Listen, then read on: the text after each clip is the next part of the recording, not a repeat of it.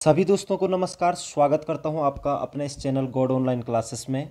दोस्तों, जैसा कि आप लोग सभी उत्तराखंड लोक सेवा आयोग की विभिन्न परीक्षाओं और उत्तराखंड अधीनस्थ सेवा चयन की परीक्षाओं की तैयारी कर रहे हैं, और जैसे कि मैं पिछली जो वीडियोस थी मेरी पेपर श्रृंखलाओं वाली, उसमें मैं आपको पिछली बार का लोअर पीसीएस का पेपर, जिसमें नायब तहसीलदार और अन्य पद थे, उसका पेपर लेकर के आया था।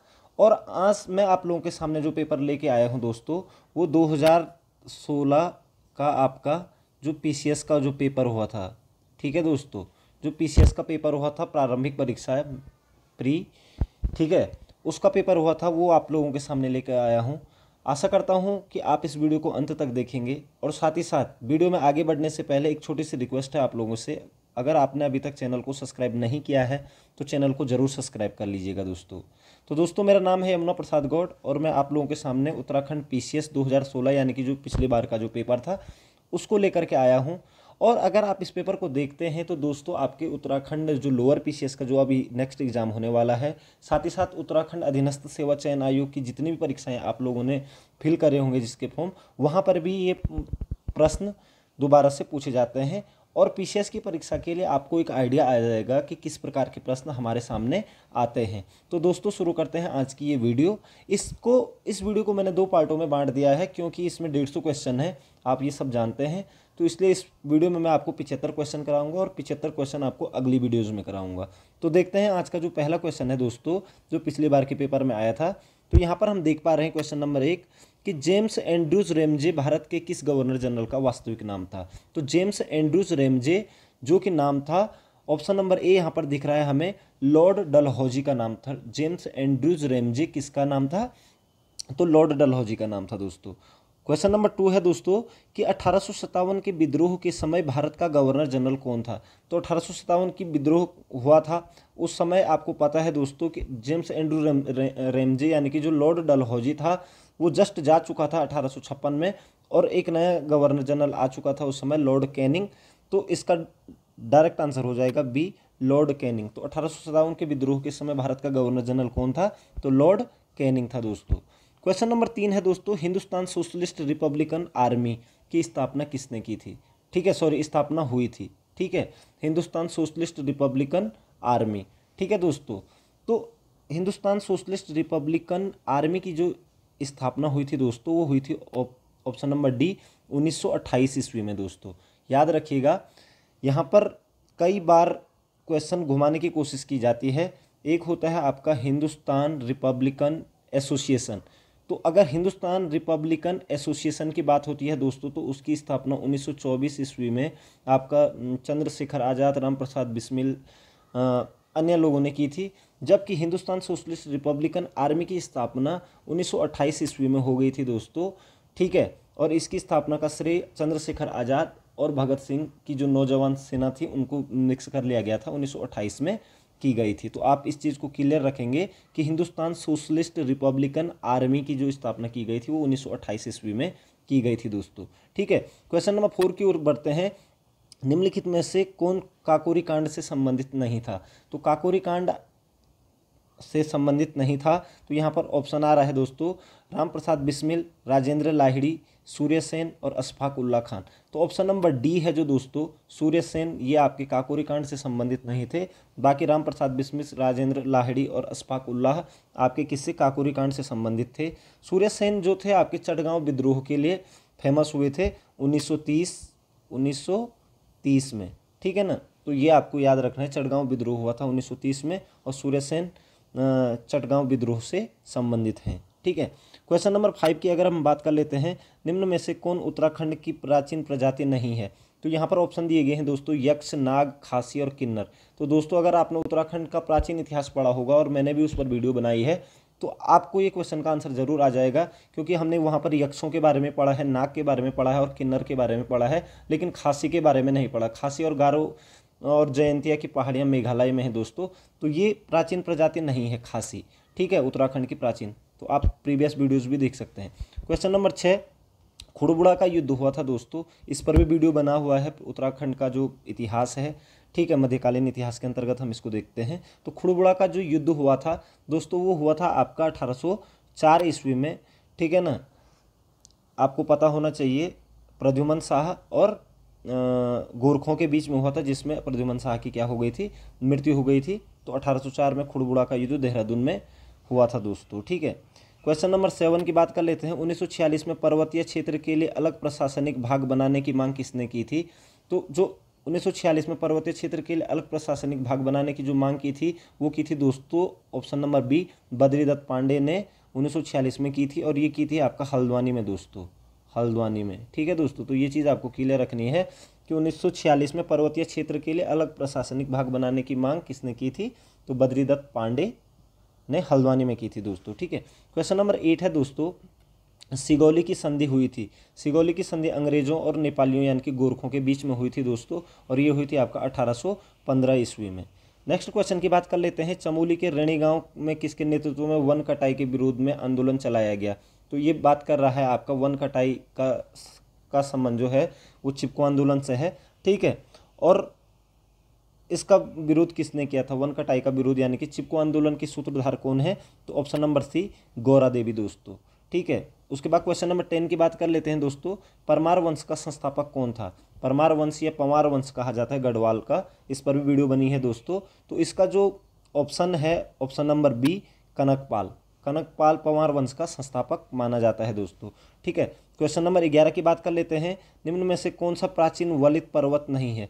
प्राचीन की बात हो रही है दोस्तों, तो यहाँ पर देखिए यूराल पर्वत, अरावली पर्वत, एंडीज पर्वत और अल्पेशियन पर्वत।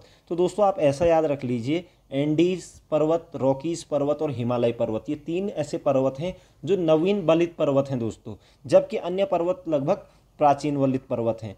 तो यहाँ पर एंडीज पर्वत आ रहा है। एंडीज, रॉकीज और हिमालय पर्वत को आप नए वलित पर्वत कहेंगे, नवीनतम वलित पर्वत हैं दोस्तों ये। ठीक है, तो यहाँ पर क्वेश्चन आया है कि निम्न में कौन सा प्राचीन वलित पर्वत नहीं है? तो एंडीज पर्वत इसके हिसाब से नहीं है। ठीक है, क्वेश्चन नंबर 12 में चले जाते हैं। निम्न में कौन एक मूल स्थल रूप है? मूल स्थल रूप, तो ज्वालामुखी शंकु, अवशिष्ट पर्वत, मोनाडाइक, अपरदनात्मक जलप्रपात। तो दोस्तों इसका जो एग्जैक्ट आंसर है मूल स्थल रूप, यानी कि मूल स्थल रूप का मतलब जैसा है उसी रूप में। ठीक है, तो ऑप्शन नंबर ए, ज्वालामुखी शंकु। आप ज्योग्राफी में जाकर के ज्वालामुखी वाला चैप्टर देख सकते हैं, ज्वालामुखी शंकु। ठीक है ना, मूल स्थल रूप कहलाता है दोस्तों। ठीक है, क्वेश्चन नंबर 13 की बात कर लेते हैं। सर्वाधिक तटीय अपर्दन होता है। अपर्दन का मतलब होता है दोस्तों कटाव, ठीक है ना, यानी कि बहना। ठीक है, तो सर्वाधिक तटीय अपर्दन जो होता है दोस्तों, यहाँ पर ऑप्शन है लहरों से, ज्वार भाटा से, धाराओं से या सुनामी लहरों से। तो option number A exact answer है इसका, लहरों से सर्वाधिक तटीय अपर्दन होता है दोस्तों। क्वेश्चन नंबर 14 की बात कर लेते हैं। वायुमंडल में सबसे निचली परत कौन सी है? तो वायुमंडल पर, इस पर भी वीडियो बनी हुई है दोस्तों, तो वो आपको पता ही है, क्षोभ मंडल। क्षोभ मंडल वायुमंडल की सबसे निचली परत कहलाती है। पृथ्वी की भूमध्य रेखीय परिधि है लगभग, ये सारी चीज़ें मैं ज्योग्राफी की जो क्लासेस हैं उनमें बता चुका हूं दोस्तों। तो 40,075 किलोमीटर एग्जैक्ट है, और यहाँ पर लगभग में पूछा गया है, तो बी ऑप्शन हो जाएगा 40,000 किलोमीटर। तो भूमध्य रेखा की जो परिधि है दोस्तों, उसकी जो लंबाई है वो कितनी है? 40,000 किलोमीटर दोस्तों, ये चीज़ आपको क्लियर रखना है। क्वेश्चन नंबर 16 बोल रहा है, निम्न महासागरीय धाराओं में से कौन सी प्रशांत महासागर से संबंधित नहीं है? तो यहाँ पर ऑप्शन आ रहा है कनारी जलधारा, क्यूरोसिवो, कैलिफोर्निया, हम्बोल्ट। तो दोस्तों जो ये हम्बोल्ट, कैलिफोर्निया और क्यूरोसिवो है, ये प्रशांत महासागर से उठने वाली धाराएं हैं, जबकि कनारी जो जलधारा है दोस्तों, वो आपका अटलांटिक महासागर से उठने वाली एक ठंडी जलधारा है। ठीक है ना, तो ये प्रशांत महासागर से रिलेटेड नहीं होगी। तो कनारी जलधारा प्रशांत महासागर से संबंधित नहीं है दोस्तों। क्वेश्चन नंबर 17 की बात कर लेते हैं दोस्तों। साप्टा दक्षिण एशियाई वरीयता व्यापार समझौता का गठन किस वर्ष हुआ था? तो यहाँ पर ऑप्शन है 1977, 1993, 1985 और 1996। तो दोस्तों यहाँ पर जो ऑप्शन आ रखे हैं ये सारे गलत ऑप्शन हैं। इसका जो एग्जैक्ट आंसर है वो है 1995 दोस्तों। जो इस साप्टा का जो गठन हुआ था 1995 ईस्वी में हुआ था। तो उस समय आयोग ने भी इसको बाद में सही किया था, क्योंकि उसने बी को मान लिया था 1993 को। ठीक है ना, तो याद रखिएगा कि जो साप्टा का जो गठन किया गया था 1995 में हुआ था, ये एग्जैक्ट याद है रखना। क्वेश्चन नंबर 18 की बात कर लेते हैं। निम्न में से कौन सा एक समय की प्राकृतिक इकाई नहीं है? तो समय की विभिन्न प्रकार की इकाइयाँ आपने सुनी होंगी। तो यहाँ पर ऑप्शन आ रहा है उष्णकटिबंधीय वर्ष, चंद्रमास, मानक समय और दिवस। ठीक है, तो इसका ऑप्शन हो जाएगा सी, मानक समय। समय की प्राकृतिक इकाई नहीं है दोस्तों। नेक्स्ट क्वेश्चन पे चलते हैं दोस्तों। ठीक है दोस्तों, क्वेश्चन नंबर 19, बादल परिणाम है, यहाँ पर ऑप्शन है वाष्पीकरण से, सामान्य ताप ह्रास दर के, कैटाबोटिक ह्रास दर के और संघनन के। तो दोस्तों बादल जो परिणाम होते हैं वो होते हैं संघनन के। संघनन में क्या होता है, जब गैस द्रव में परिवर्तित होती है, जब गैस क्या होती है, द्रव अवस्था में परिवर्तित होती है, तो उसे संघनन कहते हैं दोस्तों। तो बादल परिणाम है संघनन के, और ये वाष्पीकरण का जस्ट अपोजिट होता है दोस्तों, ठीक है ना।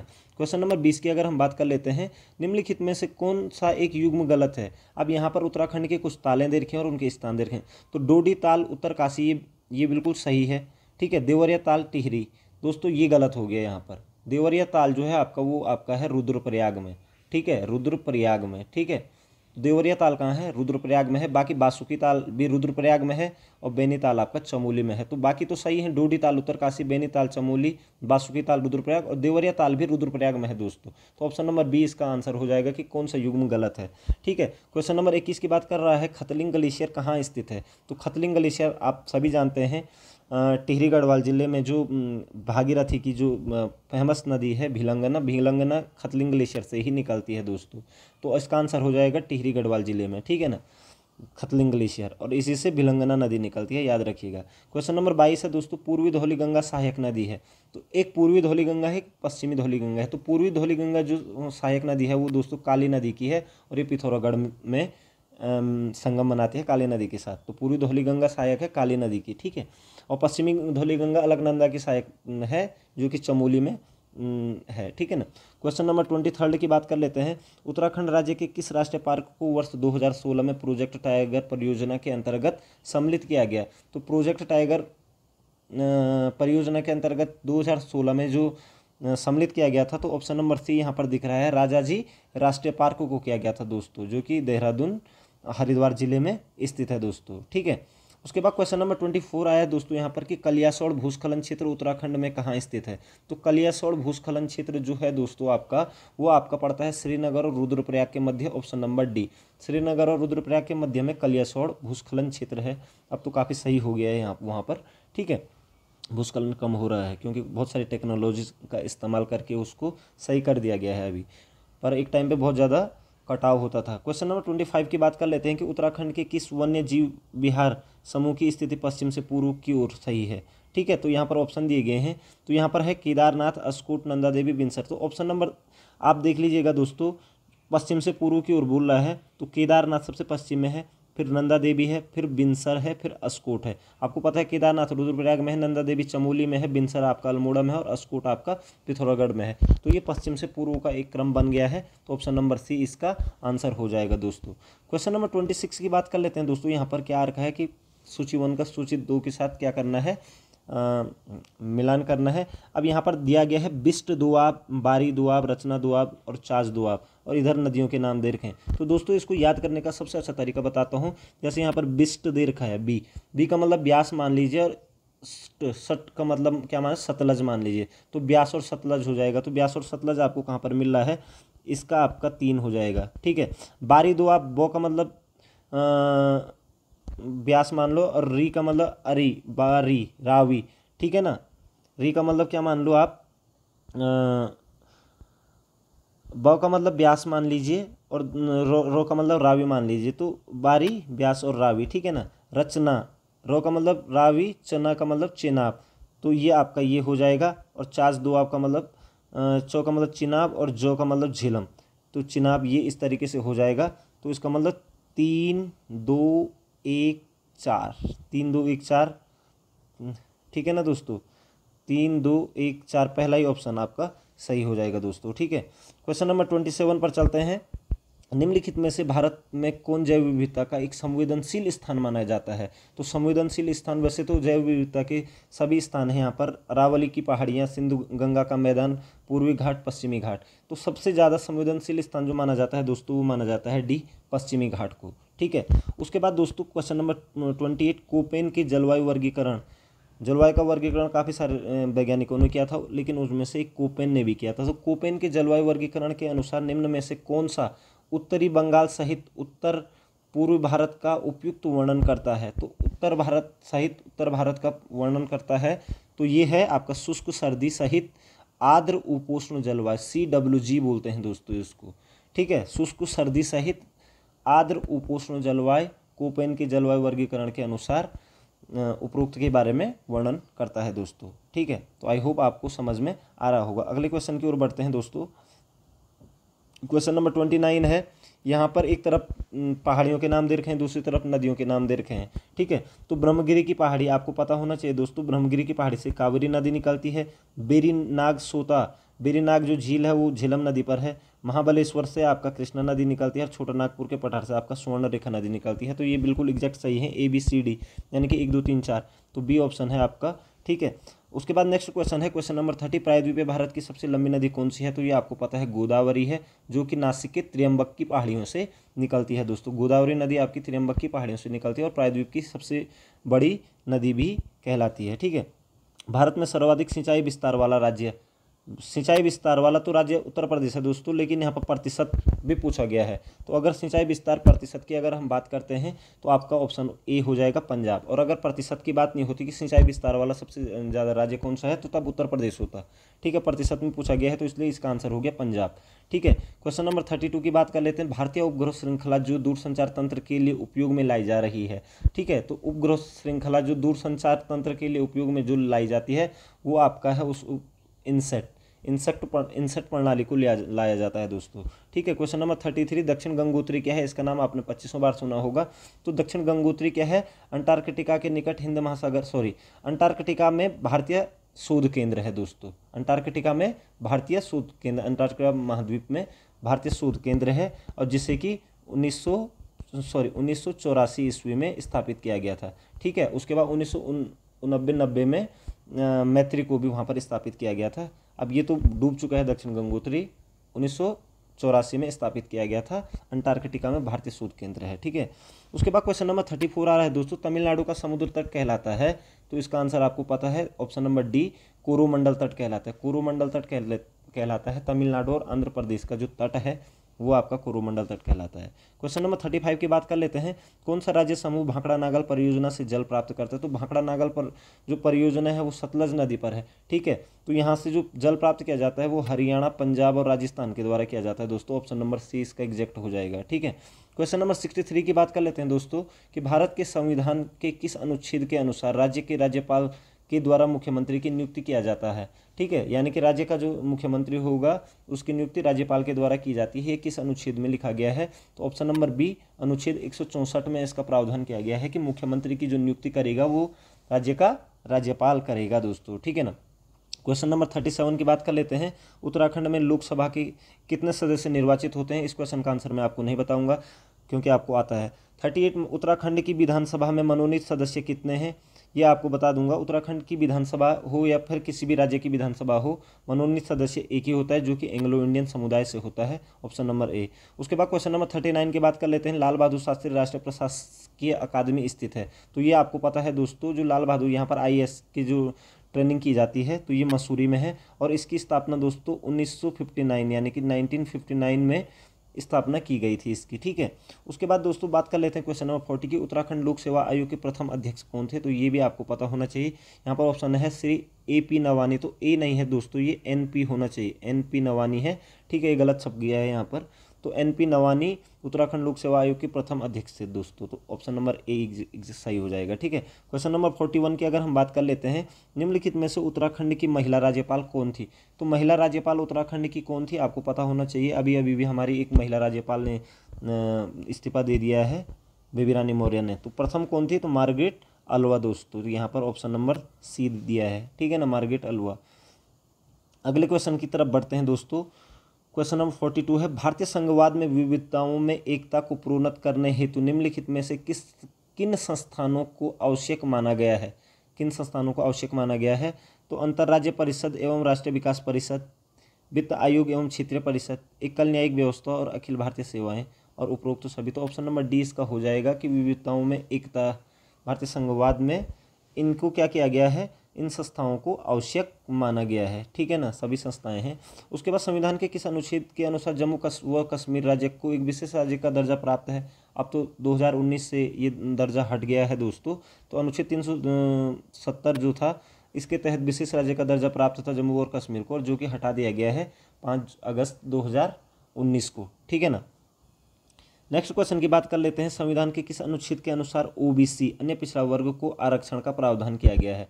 तो आरक्षण संबंधी प्रावधान जो किए गए हैं ओबीसी जाति को, वो ऑप्शन नंबर सी है दोस्तों, 15(4) और 16(4) में, अनुच्छेद 15(4) और 16(4) में ओबीसी के लिए आरक्षण का प्रावधान किया गया है। बहुत बार पूछा जाता है क्वेश्चन, ठीक है ना। क्वेश्चन नंबर 45 की बात कर लेते हैं, भारतीय गणराज्य के संविधान का कौन सा अनुच्छेद व्यक्ति की प्राण एवं दैहिक स्वतंत्रता यानी कि जीने का अधिकार जिसे हम कहते हैं, प्राण एवं दैहिक स्वतंत्रता के संरक्षण से संबंधित है। तो इसका आंसर आप सभी को पता है, ऑप्शन नंबर बी, अनुच्छेद 21 क्या कहता है कि व्यक्ति को प्राण एवं दैहिक स्वतंत्रता का अधिकार है, जो कि हमारा मूल अधिकार है, ठीक है दोस्तों। क्वेश्चन नंबर 46 की बात कर लेते हैं, संविधान के किस अनुच्छेद द्वारा पृथक अनुसूचित जनजाति आयोग का गठन किया गया है। तो पृथक अनुसूचित जनजाति आयोग का जो गठन किया जाता है अनुच्छेद 338 क के द्वारा किया जाता है, 338A या क, ठीक है ना। उसके बाद दोस्तों क्वेश्चन नंबर 47 है, संयुक्त राष्ट्र संघ के प्रजातांत्रिकीकरण की मांग का संबंध मुख्यतः है, ठीक है। संयुक्त राष्ट्र संघ देख लीजिए, संयुक्त राष्ट्र संघ के प्रजातांत्रिकीकरण की मांग का संबंध मुख्यतः है महासभा से, आर्थिक एवं सामाजिक परिषद से, सुरक्षा परिषद से, न्यास परिषद। तो ऑप्शन नंबर सी है दोस्तों इसका, सुरक्षा परिषद से दोस्तों, ठीक है। भारत में सार्क सम्मेलन सर्वप्रथम किस वर्ष आयोजित किया गया था। तो भारत में आप सभी को पता है, भारत में सार्क सम्मेलन सर्वप्रथम 1986 में आयोजित किया गया था, ठीक है। वर्ष 1997 ईस्वी में विश्व पर्यावरण सम्मेलन आयोजित किया गया था। तो विश्व पर्यावरण सम्मेलन आपने क्योटो प्रोटोकॉल सुना होगा, तो ऑप्शन नंबर सी, क्योटो में किया गया था 1997 में विश्व पर्यावरण सम्मेलन का आयोजन, ठीक है दोस्तों। क्वेश्चन नंबर 50 पर चलते हैं, भारत के परमाणु सिद्धांत में सम्मिलित है, पहल न करना बिल्कुल सही है, एक तरफा प्रतिबंध ये भी सही है, न्यूनतम विश्वसनीय निवारण ये भी सही है, उपरोक्त सभी इसका आंसर हो जाएगा दोस्तों। तो भारत के परमाणु सिद्धांत को जरूर पढ़ लीजिएगा आप। क्वेश्चन नंबर 51 की बात कर लेते हैं दोस्तों, सन 2001 में ब्रिक्स शब्द को किसने गढ़ा था। तो ब्रिक्स शब्द को गढ़ने वाले थे जिम ओ'नील, याद रखिएगा 2001 में ब्रिक को गढ़ने वाले व्यक्ति थे जिम ओ'नील, ठीक है दोस्तों। क्वेश्चन नंबर 52 की बात कर लेते हैं, किसके शासनकाल में भारत में उदारीकरण के प्रथम चरण का आरंभ किया गया था। तो इसका नाम भी आप जानते हो, option number B, PV Narasimha Rao और मनमोहन सिंह जी उस समय क्या थे, वित्त मंत्री रहे थे। तो उदारीकरण का जो चरण चला था वो 1990-91 के दशक की बात है ये दोस्तों, ठीक है। 53 क्वेश्चन को देख लेते हैं, वर्ष 2016 में निम्न में से किसको राष्ट्रीय दल की मान्यता दी गई थी। तो 2016 में पेपर हुआ था, तो ये उस समय का करंट अफेयर्स का क्वेश्चन है, तो आप चाहो तो स्किप कर सकते हो इस क्वेश्चन को, कि 2016 में निम्न में से किसको राष्ट्रीय दल की मान्यता दी गई थी। तो दोस्तों वो दी गई थी टीएमसी को, ठीक है, तृणमूल कांग्रेस को, ठीक है। 2016 में राष्ट्रीय दल की मान्यता मिली थी। क्वेश्चन नंबर 54 की अगर हम बात कर लेते हैं कि निम्नलिखित में से किस विद्वान ने स्वतंत्रता के प्रारंभिक वर्षों की भारत की दलीय व्यवस्था का एक दलीय प्रभुत्व वाली व्यवस्था के रूप में वर्णन किया था, क्योंकि कांग्रेस ने कंटिन्यू शासन किया था, तो एक दलीय प्रभुत्व वाली व्यवस्था के रूप में वर्णन किया था। तो ये किया था आपका option number B, Rajni Kothari ने दोस्तों, ठीक है। निम्न में कौन भारत के राजनीतिक दलों को मान्यता प्रदान करता है। तो राजनीतिक दलों को मान्यता जो प्रदान करेगा वो भारत का क्या होगा, निर्वाचन आयोग होगा दोस्तों, भारत का निर्वाचन आयोग, ठीक है। क्वेश्चन नंबर 56 की हम बात कर लेते हैं, निम्नलिखित में से किस समिति आयोग ने न्याय पंचायतों के गठन की सिफारिश की थी। तो न्याय पंचायतों की गठन की जो सिफारिश की थी वो की थी option number B, Ashok Mehta समिति ने दोस्तों, ठीक है, याद रखिएगा। और पंचायती राज के लिए जो आए थे वो बलवंत मेहता समिति आए थे, ठीक है ना। और यहाँ पर न्याय पंचायतों के गठन की जो सिफारिश की गई वो अशोक मेहता की समिति द्वारा की गई थी दोस्तों, याद रखिएगा इस चीज़ को, ठीक है। उसके बाद क्वेश्चन नंबर 57 पर आ जाते हैं कि पंचायती राज व्यवस्था का निम्न में से किस में उल्लेख है, ठीक है। अब यहाँ पर ऑप्शन है संघ सूची, राज्य सूची और समवर्ती सूची। तो जो पंचायती राज व्यवस्था होती है वो आपके राज्यों में ही होती है, अलग अलग राज्यों में अलग अलग प्रकार की पंचायती राज व्यवस्था, कहीं त्रिस्तरीय, कहीं द्विस्तरीय, कहीं 4 स्तरीय है, ठीक है। तो पंचायती राज व्यवस्था का जो उल्लेख किया गया है वो किया गया ऑप्शन नंबर बी, राज्य सूची का भी सही है ये पंचायती राज, ठीक है। निम्नलिखित कार्यों में से कौन सा कार्य स्थानीय स्वशासन से संबंधित नहीं है, ठीक है। तो जन स्वास्थ्य बिल्कुल है, स्वास्थ्य का प्रबंध बिल्कुल है, जन उपयोगी सेवाएं ये भी आपका स्थानीय स्वशासन से, लोक व्यवस्था का अनुरक्षण करना स्थानीय स्वशासन का से संबंधित नहीं है। तो ऑप्शन नंबर डी इसका बिल्कुल सही आंसर हो जाएगा दोस्तों, ठीक है। आगे क्वेश्चन देखते हैं, क्वेश्चन नंबर 59, निम्नलिखित अनुच्छेद में से कौन सा अनुच्छेद पंचायतों में अनुसूचित जातियों एवं अनुसूचित जनजातियों के लिए सीटों का आरक्षण प्रदान करता है। तो अनुसूचित जातियों और अनुसूचित जनजातियों को, ठीक है, कहाँ पर, पंचायतों में, आरक्षण प्रदान करता है तो वो अनुच्छेद है आपका अनुच्छेद 243D। याद रखिएगा दोस्तों, 243D में पंचायतों में अनुसूचित जाति और अनुसूचित जनजाति के लिए SC और ST के लिए क्या किया गया है, सीटों का आरक्षण प्रदान किया गया है दोस्तों। ठीक है, क्वेश्चन नंबर 60 आ रहा है दोस्तों, बहुत इंपॉर्टेंट है। सेवा के अधिकार की अवधारणा प्रारंभ हुई। तो सेवा का जो अधिकार की जो अवधारणा जो प्रारंभ हुई थी दोस्तों, वो ऑप्शन नंबर बी स्विट्जरलैंड से शुरू हुई थी दोस्तों। ठीक है, क्वेश्चन नंबर 61 पर चलते हैं। उत्तराखंड राज्य की वर्ष 2016-17 के बजट में, अभी 2016-17 का तो आप 20-21 का बजट देख लीजिएगा। ठीक है, कि निम्नलिखित मदों में से किसको अधिक धनराशि आवंटित की गई है, तो आपको पता होना चाहिए दोस्तों, ये ऑप्शन ए स्कूली शिक्षा के लिए सर्वाधिक बजट आवंटित किया गया था। ठीक है, क्वेश्चन नंबर 62 की बात कर लेते हैं। उत्तराखंड राज्य की सबसे बड़ी जल विद्युत परियोजना है, तो आपको पता है टिहरी जल विद्युत परियोजना, ऑप्शन नंबर डी टिहरी परियोजना। उत्तराखंड का हरेला पर्व संबंधित है, तो यहाँ पर ऑप्शन है पौधरोपण से, लोक नृत्य से, पशुपालन से, या इनमें से कोई नहीं। तो ऑप्शन नंबर ए हरेले के दिन हर कोई एक पेड़ लगाता है दोस्तों, तो हरेला पौधरोपण से संबंधित पर्व है उत्तराखंड का। क्वेश्चन नंबर 64 के बाद निम्नलिखित में से उत्तराखंड का कौन सा एयरपोर्ट सर्वाधिक संचालन में है, तो सर्वाधिक संचालन में राजधानी वाला ही होगा, और जिसका नाम है जौलीग्रांट। तो सर्वाधिक संचालन में जौलीग्रांट वाला हमारा एयरपोर्ट है। ठीक है, क्वेश्चन नंबर 65 की बात कर लेते हैं। वर्ष 2015 में उत्तराखंड के निम्नलिखित तीर्थ स्थानों में से किस एक पर सर्वाधिक संख्या में पर्यटन दर्शनार्थ आए, तो 2015 की बात कर रहा है, तो ये उस समय आए थे, डी ऑप्शन बद्रीनाथ में सर्वाधिक लोग आए थे 2015 में। ठीक है, क्वेश्चन नंबर 66 की बात कर लेते हैं। 2011 की जनगणना के अनुसार उत्तराखंड में निम्नलिखित में से किस जिले की जनसंख्या सबसे कम है, तो जनसंख्या की दृष्टि से सबसे छोटा राज्य 2011 जिला ऑप्शन नंबर बी बागेश्वर, और सबसे बड़ा हरिद्वार। याद रखिएगा दोस्तों। ठीक है, निम्नलिखित देशों में कौन सा एक देश भारत के विदेशी व्यापार में सबसे बड़ा साझेदार है, तो विदेशी व्यापार में सबसे बड़ा साझेदार देश के रूप में जो भारत का है वो है चीन। पहले भी चीन था 2016 के आसपास, और अभी भी चीन ही है दोस्तों, याद रखिएगा इसको। राष्ट्रीय कृषि बीमा योजना बहुत बार पूछा जाता है। राष्ट्रीय कृषि बीमा योजना भारत में किस वर्ष प्रारंभ की गई थी, तो 1999-2000 में भारतीय राष्ट्रीय कृषि बीमा योजना 1999-2000 की है दोस्तों। ठीक है, 69 की बात कर लेते हैं। 2011 की जनगणना के अनुसार भारत में निम्नलिखित राज्यों में से किस राज्य में न्यूनतम लिंग अनुपात है, तो न्यूनतम लिंग अनुपात आपका क्या सबसे कम कहाँ का है, हरियाणा का है दोस्तों। ठीक है ना, और लिंगानुपात सर्वाधिक है केरल का, सबसे ज़्यादा कहाँ का है, केरल। याद रखिएगा दोस्तों इस चीज़ को। ठीक है, क्वेश्चन नंबर 70 की बात कर लेते हैं। भारत में राष्ट्रीय आय की गणना की समस्याओं में से एक है, अल्प रोजगार नहीं है, मुद्रास्फीति नहीं है, बचतों का निम्न स्तर नहीं है, गैर मौद्रीकृत उपभोग। गैर मौद्रीकृत उपभोग भारतीय राष्ट्रीय आय की गणना की समस्याओं में से एक है दोस्तों। ठीक है, क्वेश्चन नंबर 71 पर चलते हैं कि भारत में कृषि के लिए पुनर्वित्त प्रदान करने वाला सर्वोच्च बैंक है, तो कृषि के लिए पुनर्वित्त जो प्रदान करने वाला जो सर्वोच्च बैंक है उसका नाम है दोस्तों नाबार्ड, और नाबार्ड की स्थापना हुई थी 1982 ईस्वी में। याद रखिएगा। ठीक है, भारतीय कृषि पुनर्वित्त बैंक है ये। ठीक है, नाबार्ड। तो 72 पर चलते हैं। 14वें वित्त आयोग के अनुसार शुद्ध केंद्रीय कर आय में से राज्यों को आवंटित होने वाली मात्रा का प्रतिशत, अब तो उस समय है तो अब या था हो जाएगा।